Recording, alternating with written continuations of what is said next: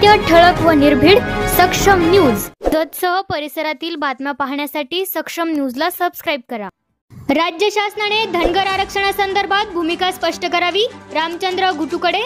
देवेंद्र फडणवीस यांनी धनगर समाजाची फसवणूक केली. रामचंद्र घुटुकडे, RY घुटुकडे. जत येथे इंजिनियर रामचंद्र घुटुकडे व RY घुटुकडे सर यांनी पत्रकार परिषद घेतली. यावेळी त्यांनी महाराष्ट्रातील महायुती सरकारवर जोरदार निशाणा साधला. यावेळी बोलताना रामचंद्र घुटुकडे म्हणाले की राज्याचे उपमुख्यमंत्री देवेंद्र फडणवीस यांनी सन 2014 साली तमाम धनगर समाजाला फडणवीस यांनी आश्वासित केले होते की आम्हाला सत्ता द्या, आम्ही धनगर समाजाचा प्रश्न पहिल्या कॅबिनेटमध्ये मार्गी लावू. पण आज 10 वर्ष पूर्ण होऊन देखील फडणवीस सरकारने धनगर आरक्षणाची अंमलबजावणी न केल्यामुळे महाराष्ट्रातील तमाम समाज नाराज असून येत्या काळात धनगर समाजाची ताकद दाखवू असे मत मांडले. चला तर मग पाहूया रामचंद्र घुटुकडे व RY घुटुकडे यांनी आपली काय भूमिका मांडली. 70 वर्ष झालं धनगर समाजाला फक्त या राज्यकर्त्यांनी गाजर दाखवण्याचं काम केलं. माझं सरकार यावं म्हणून मी आरक्षण देतो, ह्याचं सरकार आलं तर नाही मिळत. पण ज्यावेळेला सरकार येतं त्यावेळेला आरक्षणाचा विषय नसतो.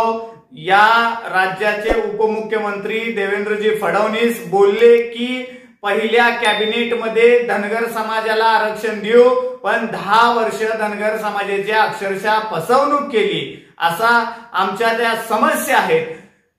धनगर समाज इथून पुढं कोणत्याही पक्षाला मतदान करणार नाही जोपर्यंत आमच्या आरक्षण देत नाही, आमच्या लेकरांचं भलं होत नाही, त्यांना एसटीचं सर्टिफिकेट भेटत नाही, तोपर्यंत राष्ट्रवादी पक्ष असेल, काँग्रेस पक्ष असेल, त्यानंतर राष्ट्रवादी शरदचंद्रजी पवार साहेबांचा असेल, त्याचबरोबर भाजप पक्ष असेल, कोणताही पक्ष असेल, त्यांना धनगर समाज मतदान करणार नाही. आमचा प्रश्न तात्काळ सोडवावा, नाहीतर पंढरपूर यातून विठ्ठलाचं दर्शन घेऊन तीव्र आंदोलन करून मुंबईच्या दिशेने आम्ही आल्याशिवाय राहणार नाही आणि मुंबईत चॉकअप केल्याशिवाय राहणार नाही.